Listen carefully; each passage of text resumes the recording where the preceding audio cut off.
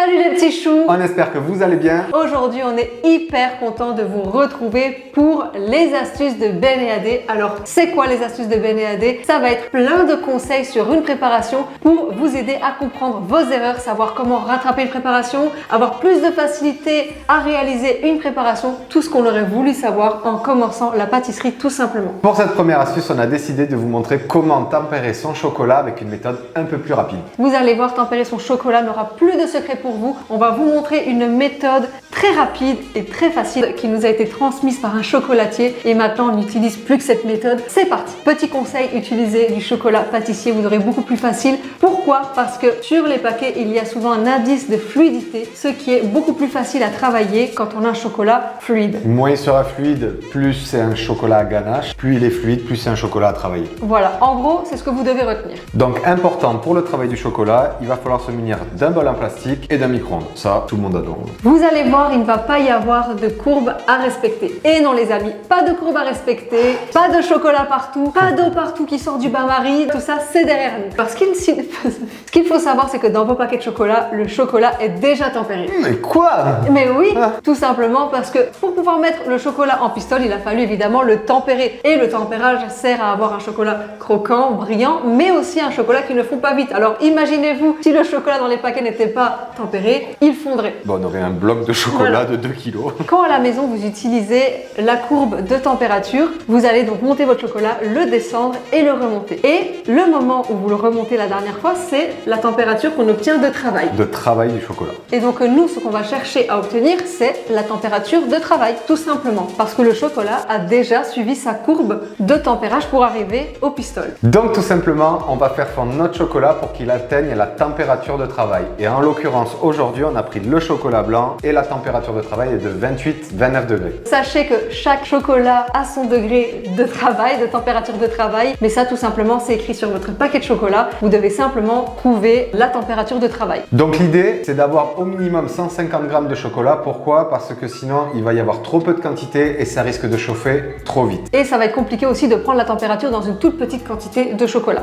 On va commencer par faire fondre notre chocolat dans le micro-ondes qu'on aura réglé sur 700 watts et on va le faire fondre pendant 30 secondes la première fois. On a fait chauffer notre micro-ondes 30 secondes. Ah ouais, notre micro-ondes 30 secondes? Non. Donc ça y est, on a fait chauffer notre chocolat au micro-ondes 30 secondes. Donc comme vous le voyez, il n'y a encore rien qui a été fondu, les pistoles sont encore intactes. Mais ce qui est important de faire, c'est de venir incorporer de l'air en mélangeant nos pistoles.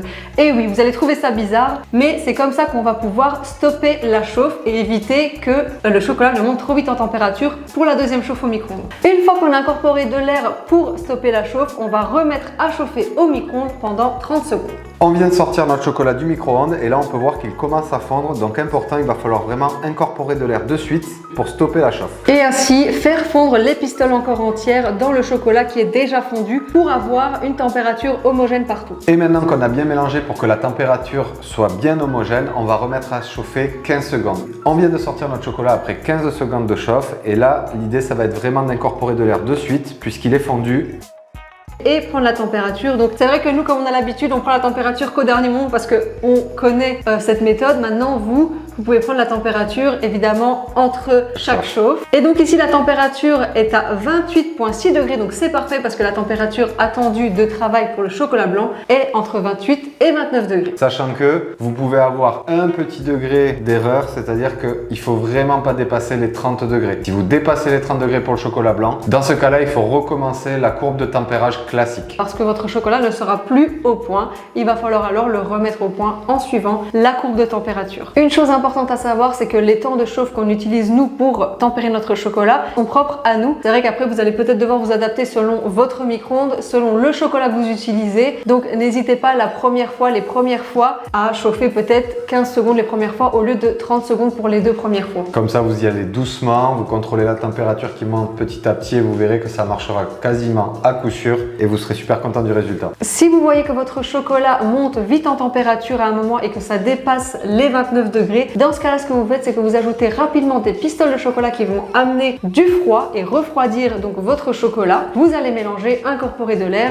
et ainsi vous allez stopper la chauffe. Et vous reprenez tout de suite après la température qui ne doit pas, surtout pas dépasser les 30 degrés. Donc vous verrez, pour cette technique de tempérage du chocolat, le chocolat noir sera le plus facile à tempérer puisqu'il monte plus doucement en température. Et donc maintenant ça y est, vous avez votre chocolat tempéré, vous allez pouvoir faire plein de décors, l'utiliser comme vous voulez. Et dernier petit conseil, avec le reste de chocolat, vous allez tout simplement pouvoir le faire redurcir, tout simplement en le laissant sur un papier cuisson et le réutiliser la prochaine fois de la même manière qu'on a fait aujourd'hui, donc le faire remonter à la température de 28-29 degrés. N'hésitez pas à nous dire en commentaire si vous souhaitez qu'on vous fasse une vidéo sur comment faire des décors en chocolat, ceux qui vous intéressent. Pas bête ça. Pas bête. Et comme ça, on vous montrera des belles techniques de chocolat qui vous intéressent, des beaux décors en chocolat pour décorer vos gâteaux. On espère que cette première astuce vous a plu et que vous en voulez plein d'autres. À bientôt pour une autre vidéo.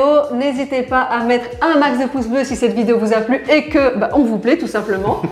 À vous abonner à notre chaîne et surtout à activer la petite cloche pour ne rien louper. Et nous on vous fait de gros bisous et on vous dit à bientôt. Donc une fois qu'on a incorporé de l'air, J'ai rien dit. on va continuer de faire chauffer. Mais allez, allez. Non, mais toujours, je fais pas exprès. C'est l'air dans notre chocolat pour stuffer le... Stopper. Chocolat pour stuffer le... Mais c'est grave. Le chocolat pour stopper la chauffe. Ah oui. Une fois qu'on a incorporé de l'air pour stopper la chauffe, comment temporer